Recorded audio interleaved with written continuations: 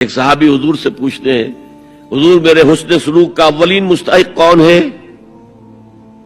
فرمایا تمہاری والدہ۔ پھر پوچھا ان کے بعد کون؟ پھر کہا تمہاری والدہ۔ پھر پوچھا ان کے بعد کون؟ پھر کہا تمہاری والدہ۔ پھر پوچھا ان کے بعد کون؟ تو کہا تمہارے والد۔ 3 درجے۔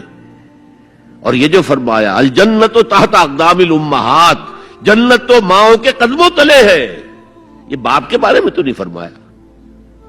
وَقَضَىٰ رَبُّكَ أَلَّا تَعْبُدُوا إِلَّا إِيَّاهُ وَبِالْوَالِدَيْنِ إِحْسَانًا، تیرے رب نے فیصلہ کر دیا ہے کہ اس کے سوا کسی کی بندگی نہیں کرو گے اور والدین کے ساتھ نیک سلوک کرو گے۔ اللہ کے حکم کے بعد، اللہ کے حق کے بعد والدین کا حق ہے۔ سورہ لقمان میں انشکر لی ولوالدیک، شکر ادا کرو میرا بھی اور اپنے والدین کا بھی۔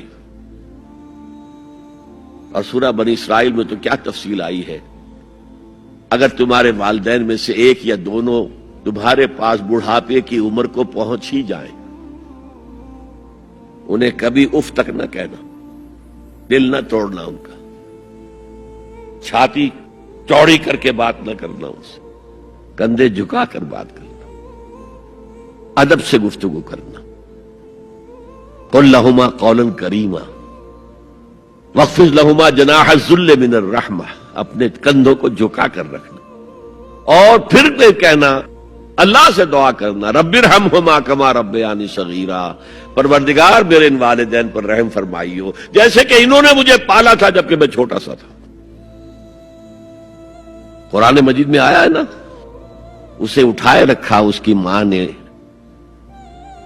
اپنے پیٹ میں، کمزوری پر کمزوری جھیل، کمزوری تو ہو رہی ہے، اس کا خون چوس رہا ہے اندر، جھونک جو ہے وہ چوس رہی ہے خون اس کا۔ اور سب ماؤں کو تو اتنی نرشمنٹ موجود نہیں ہوتی کہ آپ پریگننسی میں اس کے لیے ضروری نرشمنٹ فراہم کر دیں۔ وہنن علی وہنن، کمزوری پر کمزوری جھیل کر بھی اپنے پیٹ میں اٹھائے رکھا۔ وفصالہ فی عامین، اور پھر دودھ چھڑانا ہوا 2 سالوں میں۔ وہ جھونک جو ہے وہ پھر اس کی چھاتیوں سے چمٹ گئی، لہذا اس کا حق 3 گنا زیادہ ہے باپ سے۔